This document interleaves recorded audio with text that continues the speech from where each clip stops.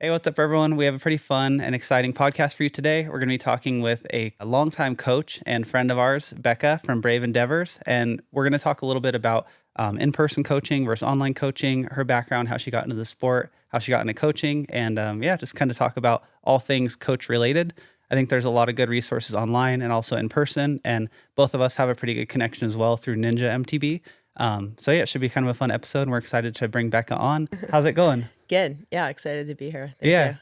No, we're excited to kind of chat with you too. I think that you have a lot of good insight, especially coming from your background, and you can get into it a little bit more as well. But being an eraser and then doing the coaching, and then now you do a little bit of online stuff too with social media, which I think is cool. So I felt like this would be a fun podcast because you have such a well-rounded perspective on all of this. And I just am interested to hear your thoughts.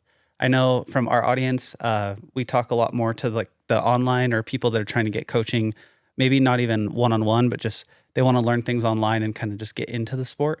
And then there's, like you said, when we were talking off camera, there's multiple layers of that even, where you have like the step-by-step progressions of online coaching, and then you have the in-person coaching. And I think it would just be helpful for people to come away from this episode, maybe they were on the fringe of saying like, I want to maybe pay for coaching, but I don't know if it's worth it. It'd be kind of cool to see if we can convince them, maybe give it a shot.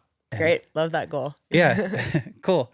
So could you get into your background a little bit or introduce yourself a bit? Sure. Yeah. So my name is Bekah Rottenberg, and I live in Hood River, Oregon, where I coach and run the business Brave Endeavors, mountain bike skills and strength training, which I started 4 years ago after working as a classroom teacher for 12 years. And that transition was the hardest decision I've ever made in terms of leaving this incredibly stable, secure job as a classroom teacher and going out on my own. And ultimately, kind of the name Brave Endeavors has a lot of its roots in my struggle with that situation, and feeling like I, as an athlete and a person, always derived my confidence from my athleticism, but really struggled academically and felt like I was able to find bravery through movement, mostly on the lacrosse field or the soccer field, and then eventually mountain biking.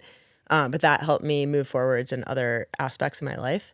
And so that element of, mountain biking is a microcosm or an analogy for life is very present through the work that I do with people.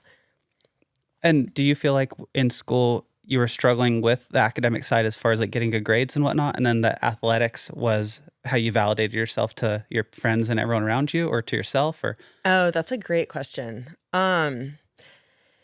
Yes, there was definitely an element of that, but I think the stronger part of it was the just I can do this attitude, where it was like, if I can do this, if I can get up really early, if I can work really hard on the athletic field, I can work really hard in the classroom and make it work, even though it didn't come as easily or as naturally in the classroom as it did, with athletics. That's interesting. And then you decided to make that come full circle and become a classroom teacher. Exactly. Was that in part to kind of like conquer that fear? Totally. Really? Yeah.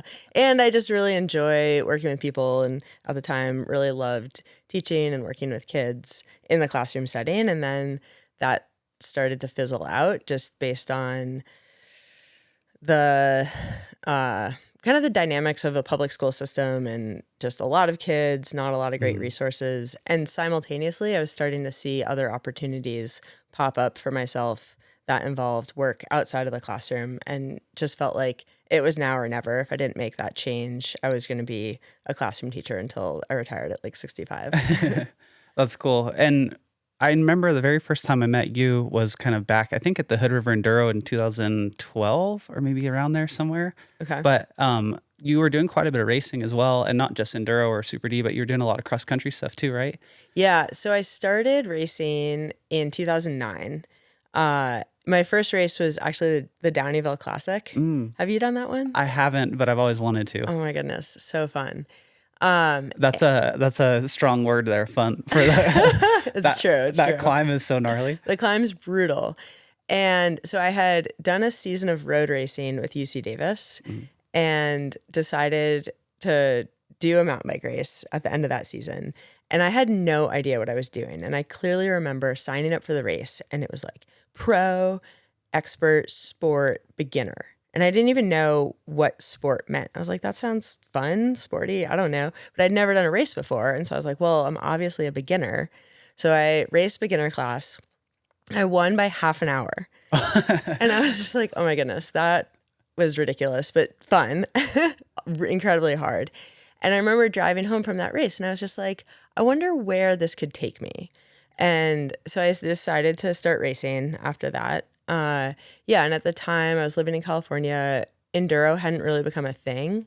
And so did a number of cross-country races, did the Bidwell The Bump. Bidwell Bump, yeah. Yeah.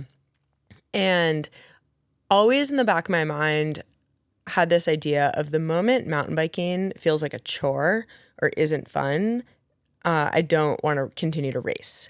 And really held on to this balance of work, ride throughout my racing career, which I think in a lot of ways held me back from maybe being the best rider, best racer I possibly could. But I was more interested in just being a well-rounded human who happened to ride bikes and race bikes at a pretty high level. But it was like I didn't want to go full in on racing and training because I wanted to have my job and have relationships and be able to go out and like have a good time. And So do you feel like you didn't maybe like train as hard as you could have or maybe wanted to in a sense because do you feel like you were self-limiting or do you feel like you were just like, I just really don't want to push down that road because I know myself and I don't want to get too obsessed with it? yeah, no, that's a good question. I think it was a little bit of both. Like I think I was scared to go all in. But I also had this idea because I played lacrosse. I played Division I lacrosse in college and went all in and felt like I really sacrificed my education for that experience. And so didn't really want to go all in on mountain biking. But then at the same time, I'm always like, oh, but I could have been better. But it's like, that's life, right? You're always going to have some things where you're like, oh, I wish I could have done that a little bit differently. Do you feel like that experience with lacrosse as well, when you were done with the D1 lacrosse thing, did you still love lacrosse or did it suck a lot of the fun out of that for you? I didn't touch a lacrosse stick for 12 years. I didn't want to go back into the gym for 12 years after my 4 years of Division I lacrosse experience. Yeah, and you almost were kind of like, you found something that you liked with mountain biking, you didn't want to have that happen again. Exactly. That's really interesting. But with that athletic background, was the thing that you wanted to work on the most like skill set then? And is that how you kind of started to get into like the coaching or just that ideology a little bit of like, I can take this and I can practice these certain skills and get better at it, almost like traditional sports, you know? Totally. Yeah, I think that the thing I love about mountain biking is there's always a challenge, right? And it's kind of like pick your poison in terms of you could have a fitness challenge, you could have a skill challenge, you could have a terrain challenge, you could have a trail specific challenge. And so what I really fell in love with was this idea of sessioning features. And like there was this one rock at Rockville where I rode a lot and we would just find all these different ways to get up and over this rock. And I felt like that's one of the things I like to bring to my coaching is the idea of trying things over and over and over again. And you can't get that switchback. So go back up and walk it or, rewrite it. And I feel like so many people get stuck in this headspace of, oh, I just want to get my Strava time or get my workout in. And then you're not actually improving your skills because you need to slow down in order to improve. Yeah, it's kind of like a bouldering approach in a way where, it's like, oh, let's go to this one area and then a session and practice these things versus, like you said, Strava and kind of the mountain bike culture that came out of Strava was you go down the trail as fast as you can and then try to get from point A to point B and then see how many calories you burn and then go home. Yeah. And it's interesting to see how the industry's gone that way, but I feel like there is kind of resurgence of the sessioning. And even with bike parks, like public bike parks, you're starting to see kids that'll come and they'll just hit like there's 5 jumps in a row and then they just hit those 5 jumps over and over and over again. And it's kind of bringing back that sessioning a bit versus just going out and riding like a 20-mile loop. And I don't know, it's interesting. And I thought like what Richard and Hannah have done at their the headquarters, like the Ninja HQ, that little skills area that they have there with the drops and everything, I think that was pretty cool to see when we went there because it's like bringing back that session aspect a little bit to coaching as well. Mm-hmm. And then you reduce the variables too. Cause I think sometimes, I don't, you can have your opinion on this too, but I feel like sometimes on coaching, people will take people out on a ride and say, okay, today we're going to work on corners. And then it's like, here's a technique we're going to practice. Let's go down the trail and we'll try this on all the different turns we encounter. But then the variables are always changing.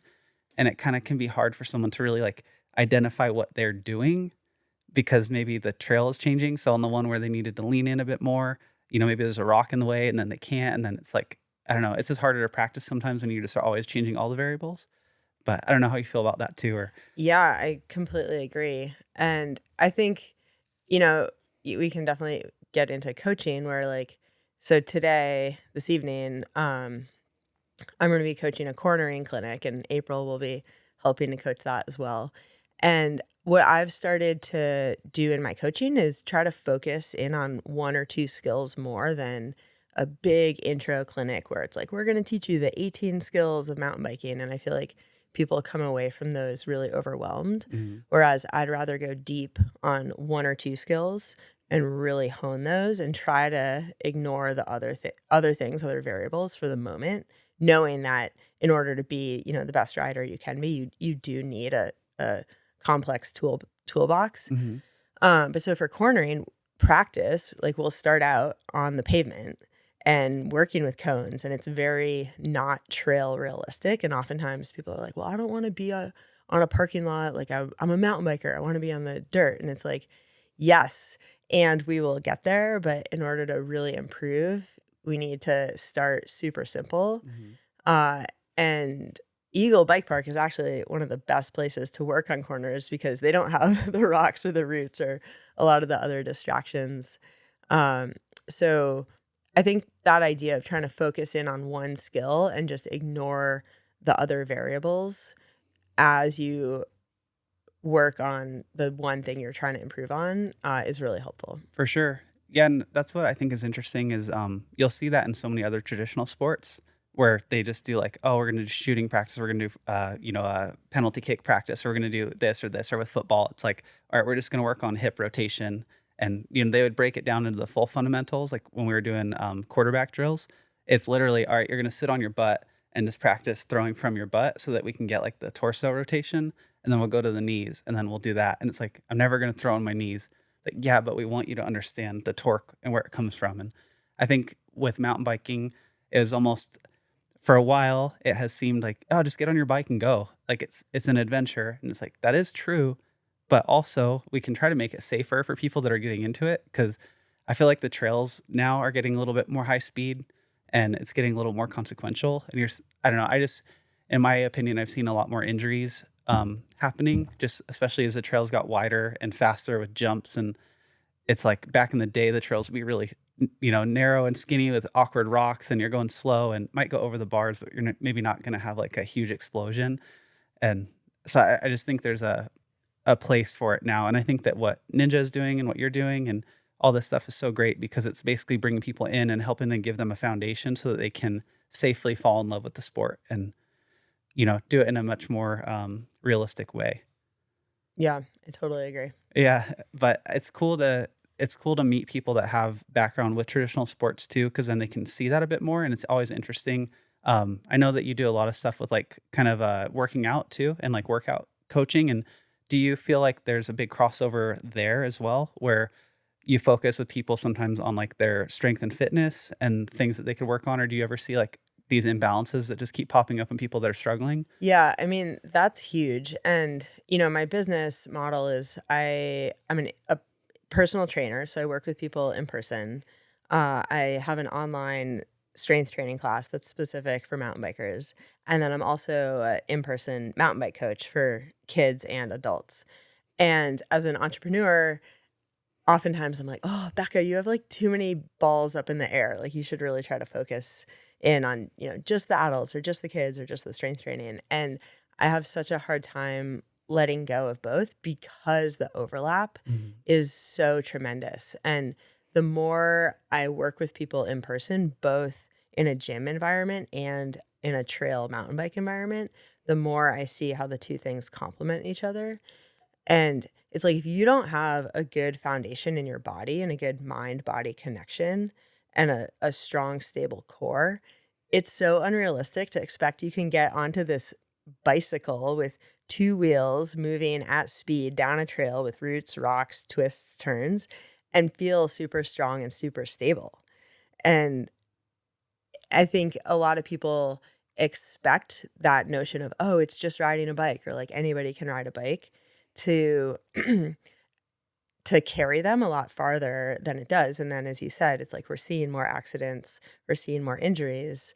Um, I think because people underestimate the skill and knowledge that it takes to really ride with confidence and control. And especially if you've done it your whole life, you don't really realize that even just the act of standing on a bike and balancing forward and backwards, like not being too far back and not too far forward, it takes a lot of core strength. And then that's why a lot of people, they'll just stay seated all the time because they don't feel stable in a standing position and they're kind of wobbly. And it's like, how do you get them to feel stable? So then you can tell them, hey, shift forward, and it's like, well, I'm just trying to survive at this point. And so Right. that's one thing I see a lot with newer people is like just trying to sit on the seat all the time and basically add that extra little bit of stability for them. And then it's like, no, stand up. Well, it feels weird, or I don't know how to drop my heels and get them in the position to where I have like a wedge going on and can actually put some pressure there. But what do you think if you were to give people listening like the top 3 things they could work on in fitness to help their riding? What are the things that you see help people the most?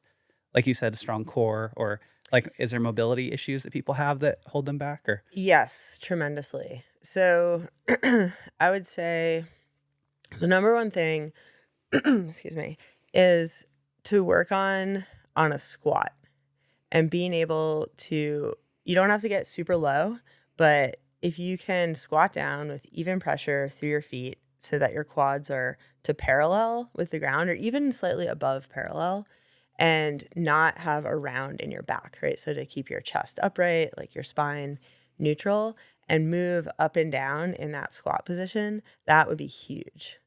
And that's going to activate your core muscles. It's going to activate your quads, your glutes, and work hip and ankle mobility, which all of those things are so important for mountain biking.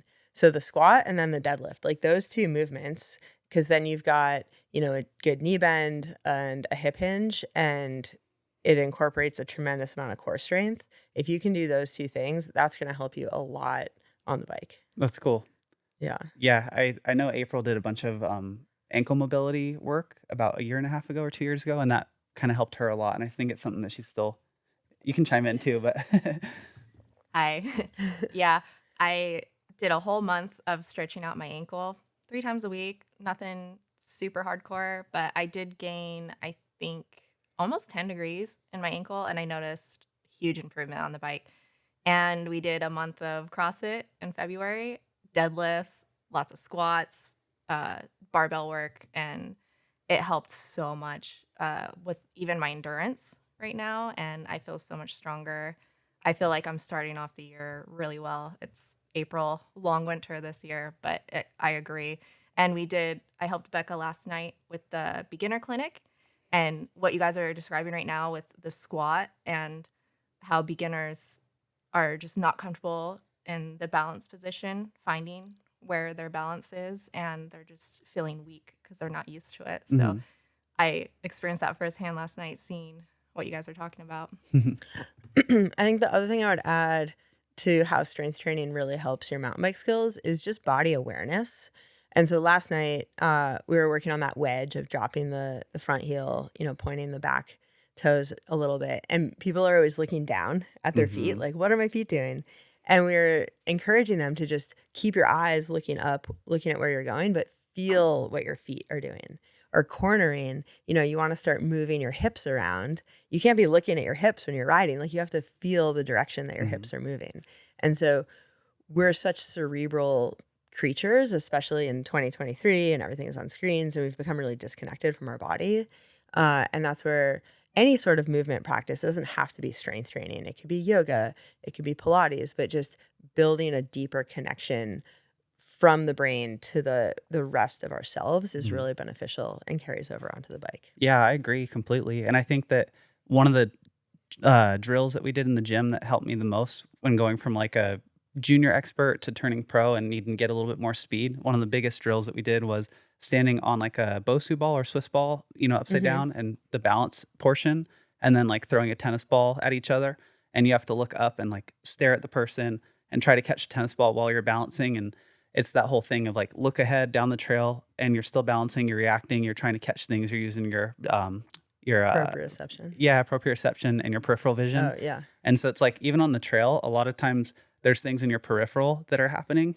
And so it's like you have this really strong field of vision going forward, but then on the edges it kind of blurs a little bit. And that's the stuff that you're kind of always looking for. Like, oh, is there a line there as I come in? Are there braking bumps on the side? Does that mean the turn's coming here? Or is there like this kind of hot line that you can go at the races where it's like, oh, maybe everyone's going inside, but you can hop up and get on this ledge and then drop into the corner a bit better. So I always just thought that was kind of funny because it looks so dorky and people always make fun of you. But I feel like it's the thing that helped me the most in the gym was the little tennis ball throws or even against the wall. But yeah.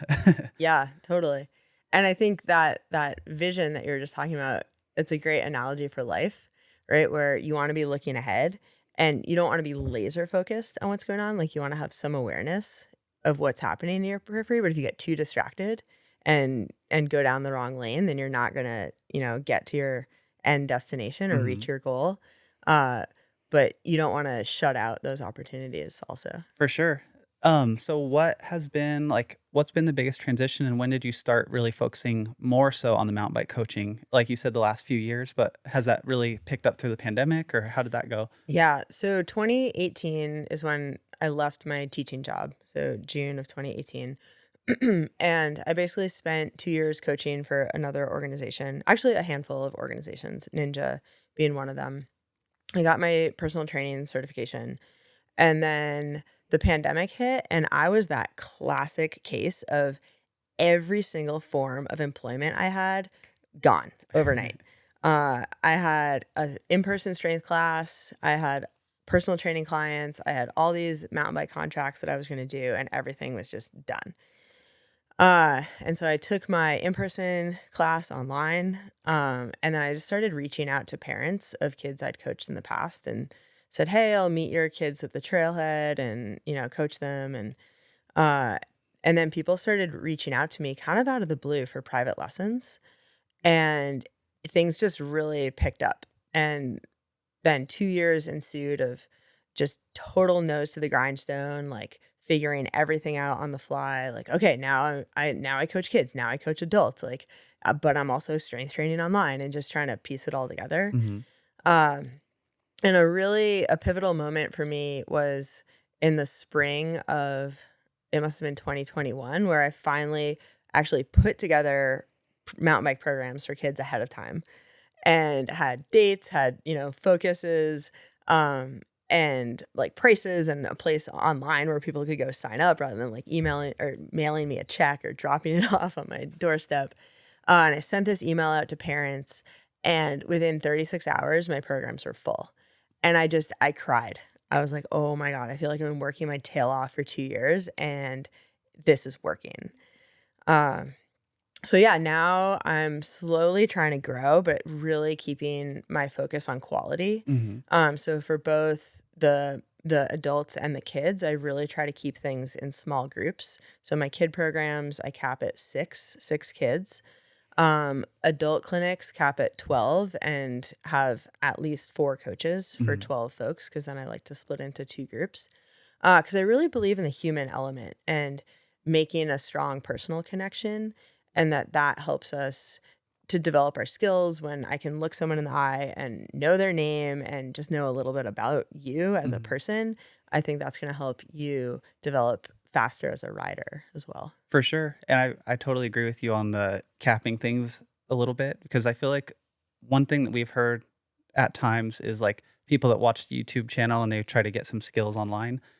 For them, it almost feels a little bit more personal because it's like, here's this one-to-one connection and I can pause it and rewind it and kind of study it. And then they've had maybe a bad experience where they go to like a coaching clinic where it's 25 people and it ends up basically just turning into a group ride where 1 or 2 people are like sessioning all the features. And so it's really interesting. And I think that it's cool to hear you say that you want to cap things instead of just capitalizing on getting as much money as possible by, oh yeah, we'll do this. Like there's some motocross clinics that happen here, and they have like 30 kids, and there'll be one coach for 30 people. And then they're like, all right, yeah, just hit the jumps over and over again. It's, a couple $100 for the weekend. And to me, I'm just always like, oh, that's not effective, or not as effective as it could be. Yeah. And I think it's cool to hear you say that you purposely try to keep things a bit tighter as far as just that community aspect of it, because I think people do learn better that way. Yeah. I mean, and that was my experience as a classroom teacher, is that once things got too big, the learning just really dropped off. And the other part you just touched on is the community. And I'm huge on trying to build and foster a greater community amongst riders. And so I always say at the start of clinics, this is your opportunity to make and meet new ride buddies. And I've met most of my closest friends through mountain biking. And like I always say, mountain biking is like cheating for making friends. And so I encourage participants to ask each other their names, exchange contact info, because I don't know many people who are like, no, I'm good on friends. Like, I don't need any more. Yeah, especially nowadays. Yeah. Well, could we maybe get into a little bit of your thoughts? I know we talked a little bit off air, but just your thoughts on like online coaching versus, or maybe like finding videos online and then one-on-one online coaching and then in-person coaching and the differences between those, or what you've seen, I guess, people's success stories, or maybe some, I don't know if you could just elaborate on that a little bit, just the three different types. Yeah, totally. First of all, I think I definitely work to practice an abundance mindset. And I think it's so great that there's a lot of opportunities now for both online coaching and in-person coaching. And it's really easy to get into this competitive headspace of like, well, I don't want someone else to do another in-person clinic. They should just do my clinic. And to me, it's like a rising tide lifts all boats, and that everyone is going to gravitate towards different personalities or learn something different. Like someone might work with you in person and then work with me and learn two completely different skills and have two different takeaways. So I try really hard to encourage people to take lots of clinics in person and play around with online stuff. But in terms of the differences, I think a lot of it comes down to personality and what you're looking for. I feel like the online platforms are so great in that a lot of them are free. Like what you guys offer is amazing. And even before I met April in person, like we had met, but before I had met April, I was using your videos as what I called my mountain bike homework, where before clinics or private lessons, if I knew they wanted to work on cornering or jumping or something, I would send them your videos. Because it's such a good basis, a great starting point. And then we have a common vocabulary and things to reference when we move to work in person. Yeah, it kind of opens the door a little bit. Exactly. Yeah. You can fall into a pitfall or a trap of only doing online coaching and not have someone able to assess your personal riding. And that's where the in-person work is really invaluable, right? So when I work with people, I'll often take video of them, and then we can look at the video, analyze the ride position, and they can see what they're doing incorrectly as well as correctly, and often make gains, make progress a lot faster than if you're either sending videos back and forth or just watching somebody else ride. For sure. So that's where the in-person stuff I think is really valuable, but it definitely all has its place.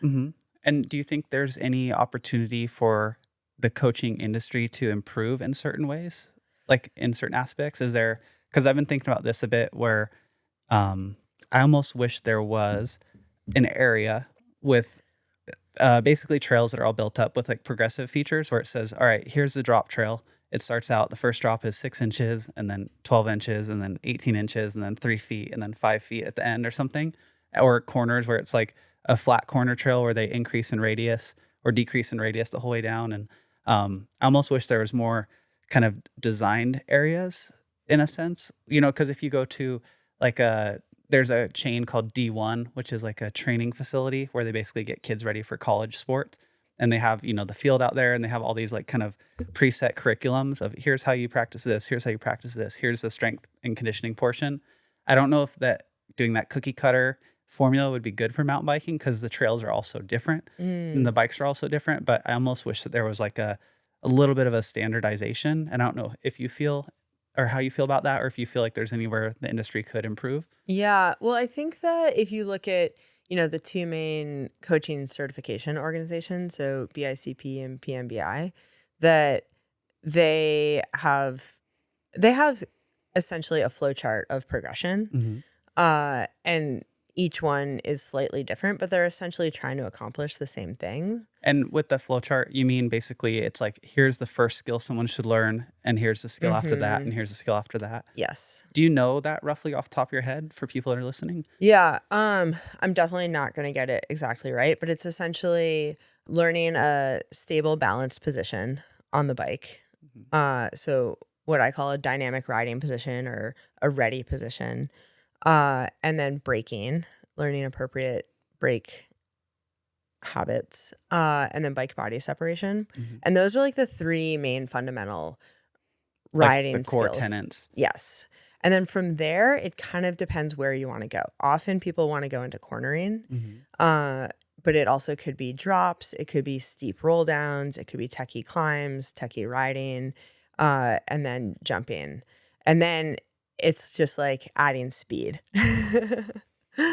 But yeah, I would say that's kind of your typical progression is like balanced ride position, braking, bike body separation, and then cornering switchbacks, steep transitions, techie riding, drops, jumps, and then adding speed. Yeah, and for most coaches that are trying to get certified, do they have to go and then basically work with instructors who will teach them how to teach people those basics? Or is it like an online course, or how does that work? Yeah, no, to be a certified mountain bike coach, it's in person. Yep. And you have to go, it's either 2 or 3 days. Was that helpful when you went and did that? Did you learn a lot from there? Oh my goodness. It was so helpful. Really? Yeah. Like, so when I started mountain bike coaching, I was really excited and also really had no idea how to do it. I was like, okay, I've been riding for a good amount of time. I feel like I'm a pretty decent rider. I've been a classroom teacher for 12 years. I feel like I'm a good teacher. I don't know how to teach somebody how to mountain bike. I had no idea where to start. And so I did a PMBI course in Bend, Oregon, and it totally just gave me the framework of how to get started. That's cool. Yeah. And what is a framework like that kind of look like in a sense? Is it mostly just how to communicate those skills, or is it like what you're looking for the rider to give feedback on, or like what is kind of the biggest thing there? It's what to teach, how to teach it, and learning why the rider needs to use it. That's interesting. Yeah.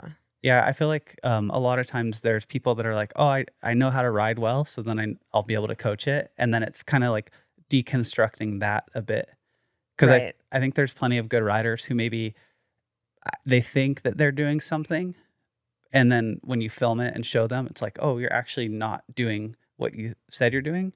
And then there's other riders that are maybe not as like fast or skilled of a rider, but then they actually are really aware of what's going on. And oh, like I used this brake here, and then I grabbed a little bit more front, and then like pivoted into the turn. And they might not be able to win an expert race, but they're really technically proficient and sound on their bike. And it's kind of interesting to see those two different dynamics at play sometimes. Totally. And it's often the best or the most talented athletes or riders are not always who you want to learn from.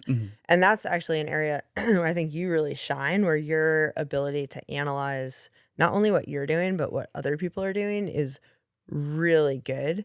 Whereas a lot of people who are just naturally good, there's like, you just do it. Like you just jump, you just go off the drop. Like what? For sure. Yeah, I think that just stemmed from being self-taught and then wanting to learn so bad. And then there wasn't like really coaching. That wasn't really a big thing back in, the early 2010s or whatever. It's like, it was hard to find a mountain bike skills clinic. Like the local town, they had one that was like a mountain bike camp, but they would just take people out for a ride and basically go swimming and then ride back home. So yeah, it's when you want to try to learn something and you just overanalyze it, then you remember all those struggles of why can't I do this? Yeah. And I think that, I wish I had taken a mountain bike clinic years ago. And again, they just weren't available.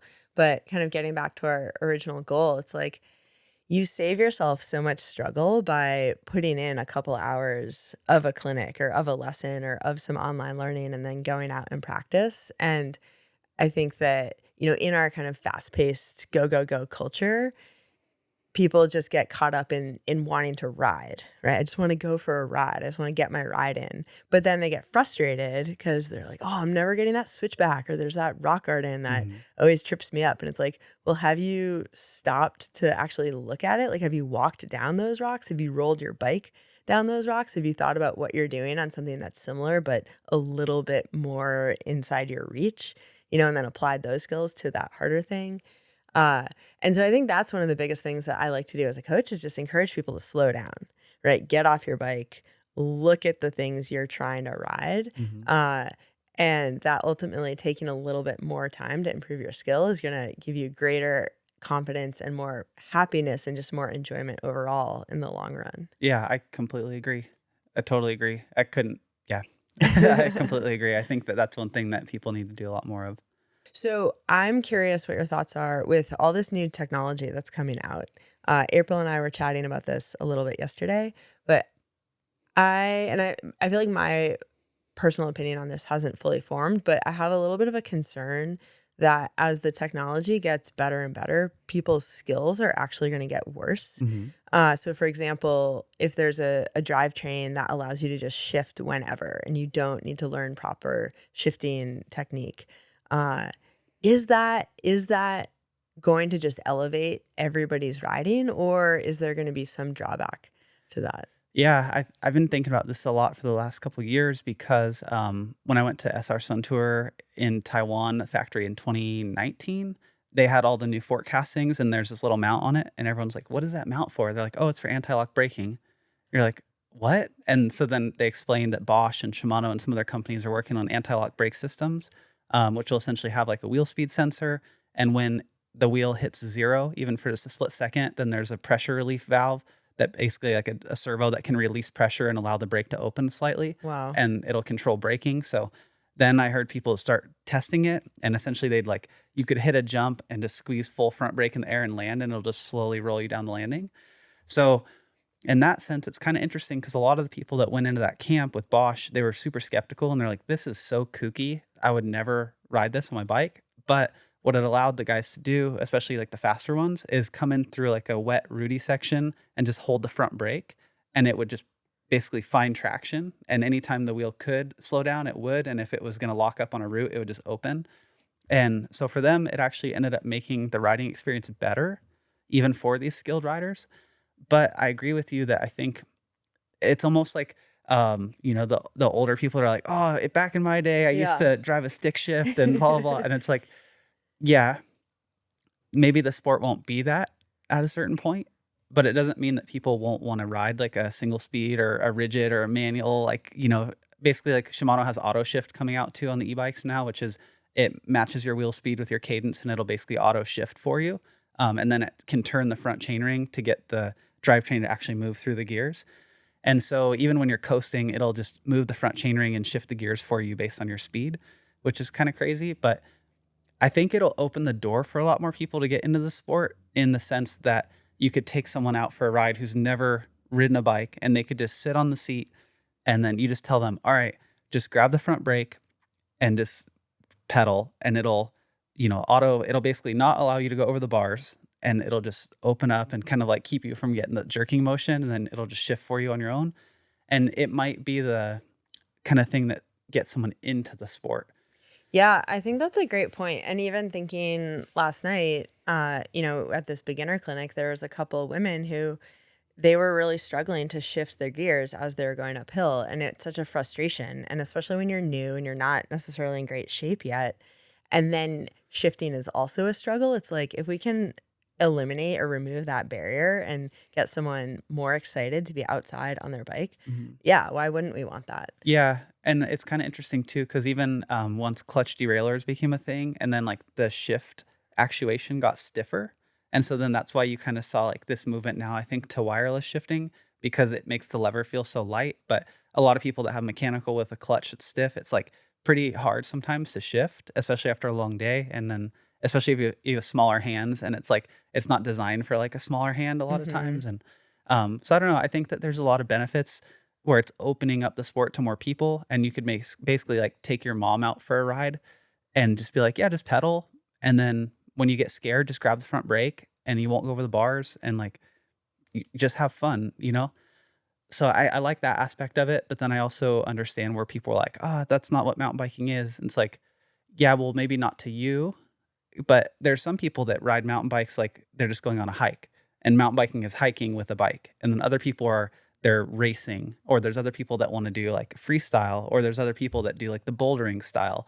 And so just because maybe you don't think mountain biking is that doesn't mean that it couldn't be that for someone else. But I don't know. I think that the electronic suspension is really interesting. The anti-lock braking is interesting. The auto shifting is interesting. And then I talked with one of the guys who he works for WP, which is like a suspension manufacturer for KTM motorcycles. And we were talking at the DVO booth about what if they had a small air chamber that you pumped up to like 350 or 400 PSI, just this really small air chamber. And then it could auto sense if your suspension was like too low. And then it could just open a valve and release some pressure into the positive and basically like stiffen it. So if you're running too much sag, it could just release a little of that 400 PSI into your main chamber and help you. Wow. And so stuff like that, it could just make it safer for people.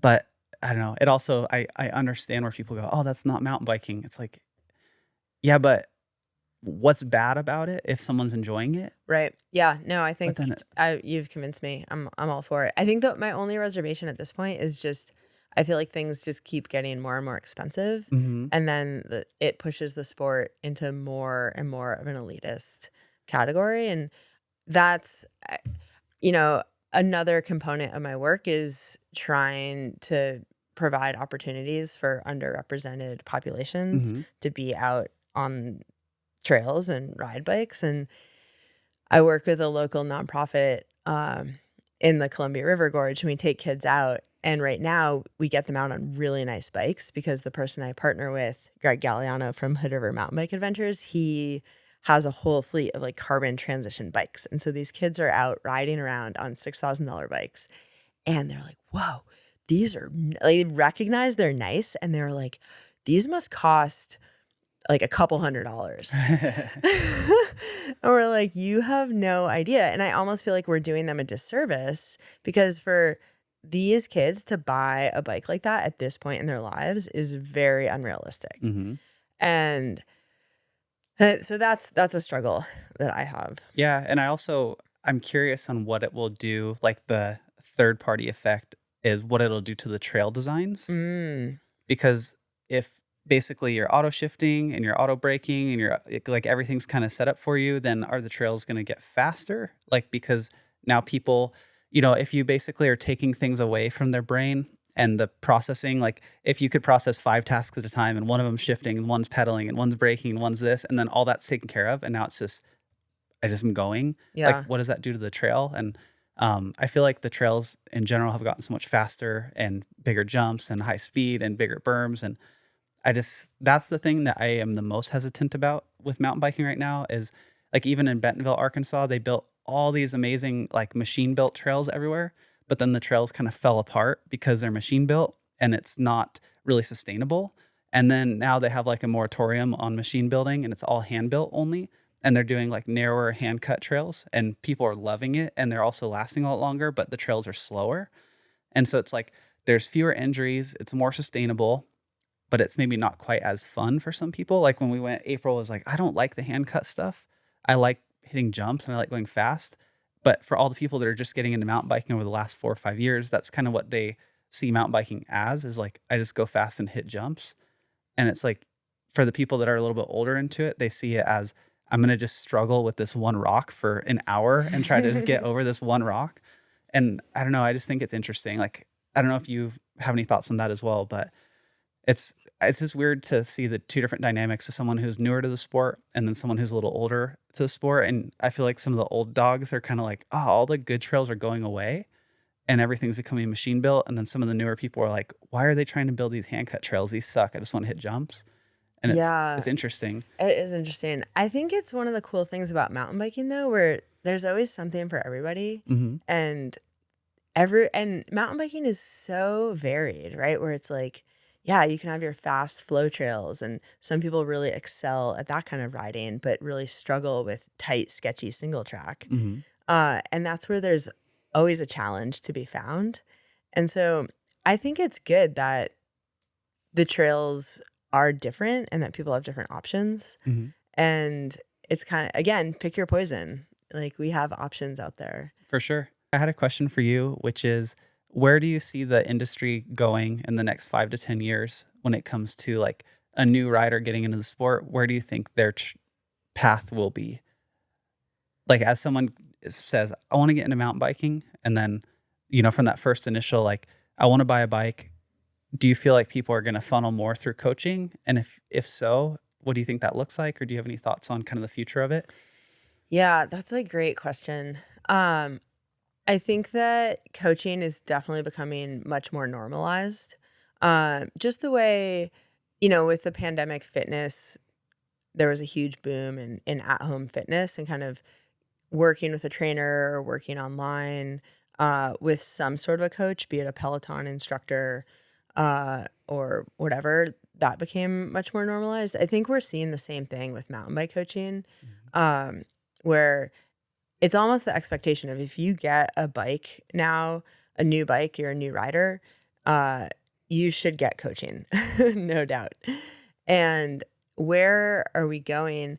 I mean, definitely the trail riding is, in my perspective, what's the most popular in terms of moving away from strictly downhill, moving away from strictly cross country, but kind of this do it all bike machine where you can pedal up but then shred downhill and have a good backcountry ride or a good just like hot lap after work. What are your thoughts on the whole e-bike thing? Yeah, so I love this topic. Okay. Because I have very much come full circle on e-bikes, where I started out theoretically, I was like, e-bikes are great. Especially if you're a little bit older, if you're immunocompromised, have some sort of illness, they're great. And that was my thought. And then every time I saw one or heard one on the trail, I would be like, grr, I don't like you.